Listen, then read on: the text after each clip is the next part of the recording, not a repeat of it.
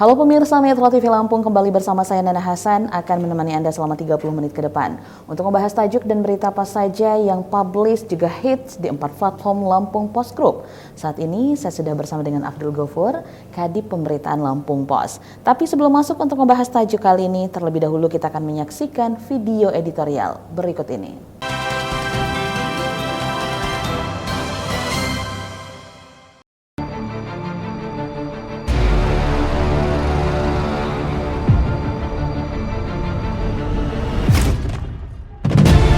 Kekerasan bukan jalan mahasiswa.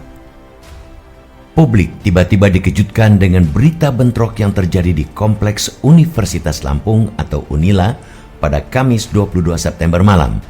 Dua kelompok mahasiswa dari Fakultas Ekonomi Bisnis terlibat aksi tawuran dengan saling melempar batu serta benda tumpul seperti besi dan kayu. Beruntung, tidak ada fasilitas kampus yang rusak maupun mahasiswa yang menderita luka secara serius. Hanya saja, insiden itu kian menambah daftar panjang maraknya fenomena tawuran yang sudah begitu meresahkan warga kota Bandar Lampung. Lampung Post mencatat, sejak Januari hingga September 2022, sudah terjadi 12 kali aksi tawuran di kalangan pelajar maupun remaja berbalut tren geng motor. Secara nasional, peristiwa bentrok antar mahasiswa itu juga menggenapi ramainya kasus tawuran di lingkungan kampus dalam beberapa bulan terakhir.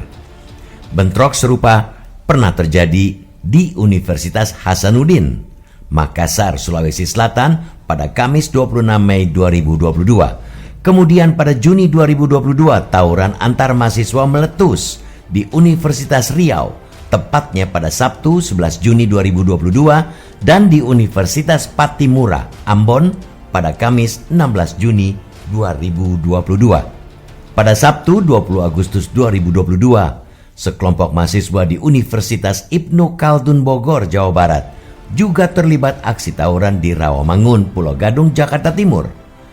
Kemudian pada Kamis 1 September 2022, bentrok antar mahasiswa kembali terjadi di Universitas Pancasila, Jakarta Selatan.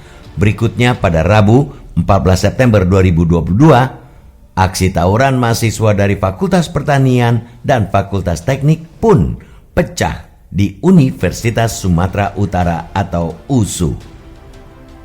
Para peneliti dari Arizona State University menyebut penyebab kenakalan remaja usia 12-29 tahun termasuk mahasiswa didominasi faktor internal, yakni krisis identitas.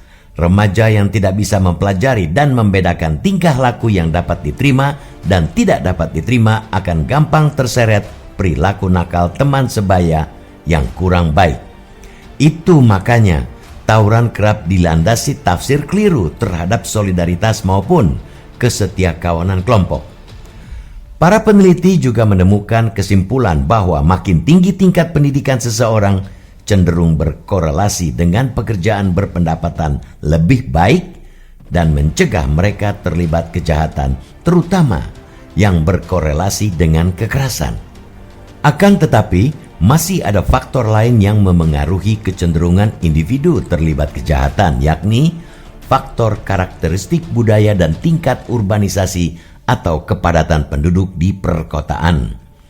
Badan Kesehatan Dunia atau WHO pada 2020 menyebutkan bahwa setiap tahun terjadi 200.000 pembunuhan di kalangan anak-anak muda usia 12-29 tahun.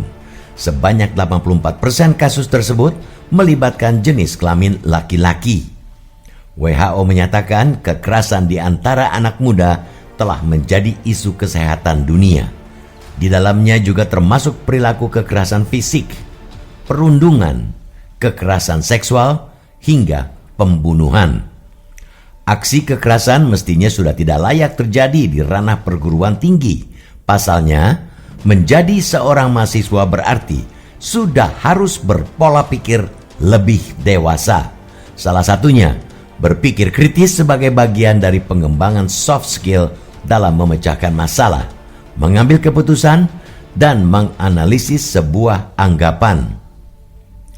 Dengan status tersebut, sudah barang tentu cara-cara kekerasan kian menjadi haram untuk dilakukan. Di sisi lain, mental dan aksi kekerasan yang masih dianut mahasiswa juga menjadi tanggung jawab pihak kampus. Perhatian universitas terhadap kegiatan dan aktivitas para mahasiswa perlu ditingkatkan.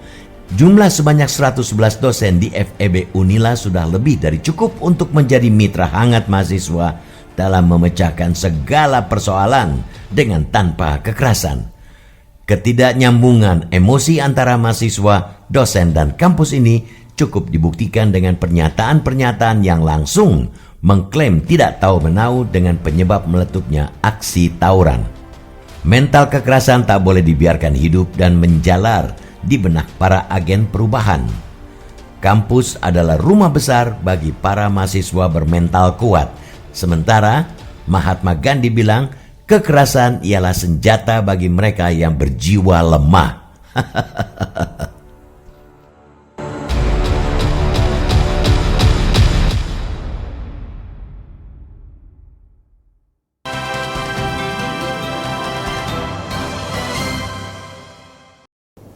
Oke, Bang Ago, apa yang menjadi bahasan untuk tajuk Lampung Pos kita kali ini?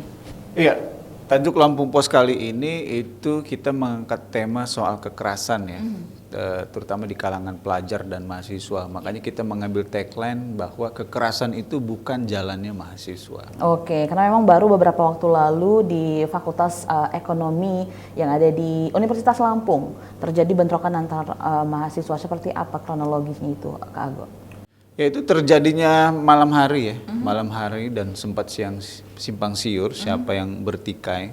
Tapi terlepas dari fenomena itu, dari peristiwa itu sebuah sinyalmen bahwa aksi kekerasan di kalangan remaja dan mahasiswa ya di Provinsi Lampung itu lumayan meningkat ya eskalasinya dari waktu ke waktu ya. Kita mencatat terjadi berbagai aksi kekerasan ya dengan berbalut geng motor ya di lingkungan pelajar di Kota Bandar Lampung.